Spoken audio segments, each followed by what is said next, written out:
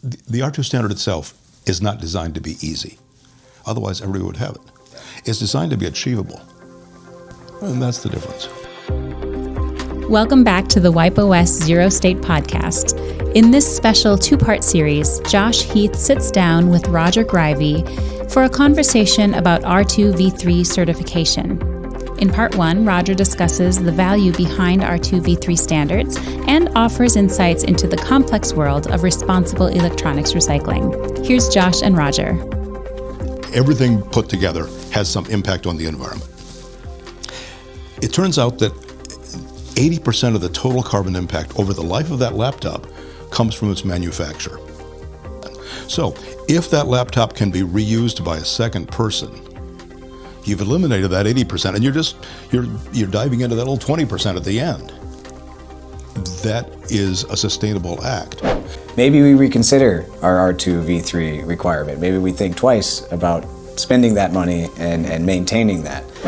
A desktop computer had a circuit board that was 13 by 13 inches roughly, and it was just painted with gold because that gold was 600 an ounce maybe, and it was possible to do that. Now, a circuit board in a phone is the size of a stick of gum, and gold is applied at a molecular level. How do you make money from that?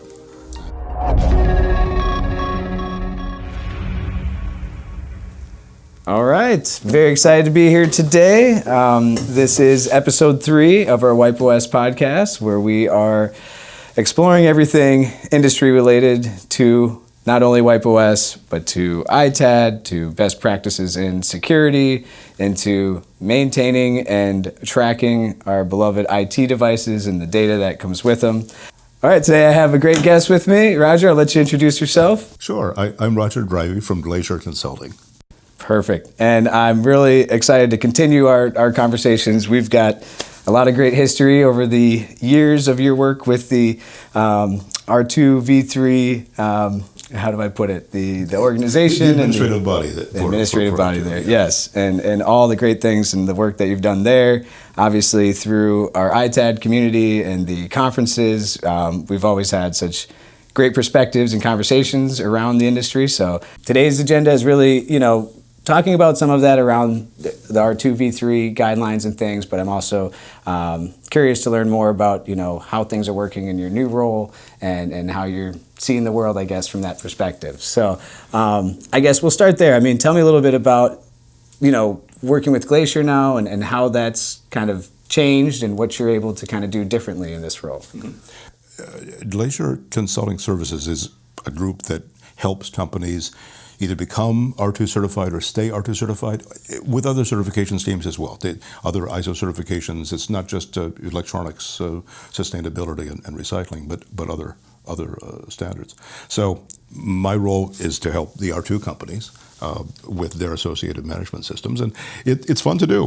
When I was with Seri, my function was basically educational, to help introduce the R2v3 standard and to create materials around that to help companies learn about it and to make it part of their system if they wish to become certified, or if they wanted to expand their certification to include R2v3. So this is a more direct approach, working with companies, just hands-on, directly sitting with them, which is great because I really enjoy it. The R2 standard is a great way for companies to get better internally and externally, and it's nice to be able to help them. So is your approach always on-site and visiting the facilities and doing that, or is that just? Not really. A lot of it is through Zoom calls and team calls and emails, but we'd like to get out and meet people, of course, and see their facility, to look at the details and help them be prepared for their certification body audits, where somebody will come in and actually sit there and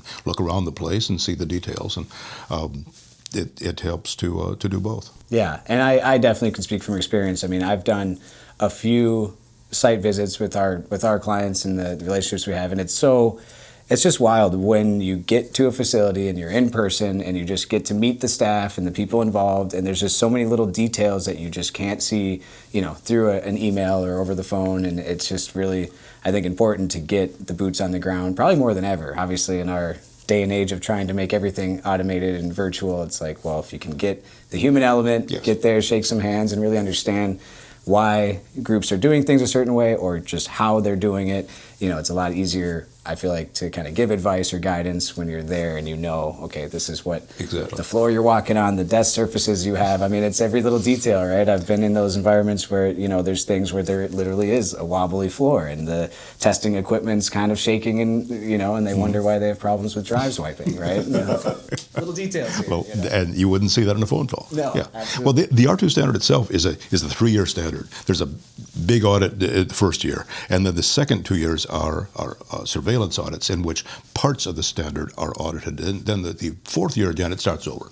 So of those 3 years, one of those 2 surveillance audits can be virtual, but the other surveillance audit and the main audit is usually on site and in person. It's required to have that, especially for a first-time R2 facility. So it's mandatory for an auditor to show up. So if it's mandatory for the certification body auditor to show up, it should be the same with us as the company doing an internal audit and preparing them for that final audit. We should be on site as well whenever possible. Yeah. Well, and I know you guys as an organization, I know Michael, your counterpart over there, Hutchcraft, is always on the road. It's hard to keep track of him. He's on the move. And I think it's a really important way to, like you said, to kind of be able to work with clients and manage all of that. So along those lines, I mean, how important are certifications for like an e-waste recycler from your perspective? It is so nice to be able to impose the R2 system and the associated management systems on a company that hasn't had one in the past, because it automatically organizes things. It helps them keep track of the safety aspects, their training of their employees, making sure that things are environmentally sound, that they're compliant with all the various regulations you need to be compliant with. And it makes a company think about everything. And once they thought about it once and set up the systems to monitor that, it's really easy in the other years following that once they've set it up. So the benefits are substantial. To be able to organize things, they can grow quickly, they can add employees because they're not reinventing the wheel every time there's a new employee. Say, okay, let's pull out the new employee procedure and take a look at this and see what they need. And here's the list. Follow the list and the new employee is onboarded. So smaller companies, of course, can't do this. They're busy running around staying in business. But at a certain point, a company is usually ready to take it to the next step. And then the benefit from that next step is their public recognition that they are of this level, and they've been subject to an external examination of their stuff, and some external examiner trained in their field said, yeah, this is a good company. Yeah. And then they can be recognized as that good company in the community of other companies that trade material back and forth all the time. Well, I have maybe a controversial one, a harder one for you, because coming fresh off the ITAD summit, there was a little bit of a buzz, and we haven't really talked about this, but a little bit of buzz of companies saying, maybe we reconsider our R2v3 requirement. Maybe we think twice about spending that money and maintaining that. I guess, are you seeing some of that as well? Is there a little bit of pushback in the industry on maintaining that certification? Are you hearing some folks out there kind of say, well, we're thinking twice about it, or we may not understand the value of it? By the time they get to Glacier, usually not. Sure. But generally in the industry, it does happen. New companies sign up, other companies drop off. The overall growth of R2 around the world has been significant. There are now over 1,200 companies in 43 different countries.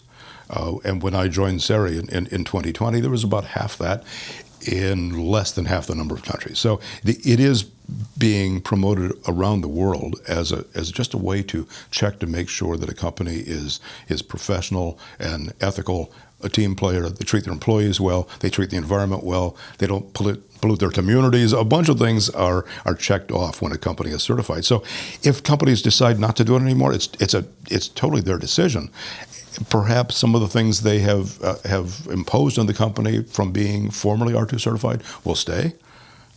We can hope. So. Well, and I think what I've seen from that in sort of again, I'll put it as a misunderstanding of what the R2v3 guidance is that a lot of companies have said to me, well, yeah, we spend this money, but they think of it as marketing or advertising, right? And they're like, well, if we don't if it doesn't just land us business automatically, what's the point? And exactly how you explain it, it's like, well, the point is a whole bunch of other guidelines and things, making sure you're doing things properly, not just to say, hey, because you have this gold star, clients are going to line up at your door. And that's usually what I've kind of heard in the sort of griping about it side of it. We've heard the same thing. Yeah. But the benefits are intrinsic and extrinsic, and that balance that results from the creation and use of that organized system of doing business takes your mind off doing other things, which means you could put more time into your own sales and marketing and less time inventing how to handle a new employee, because that's been taken care of within the system. So if the system is running properly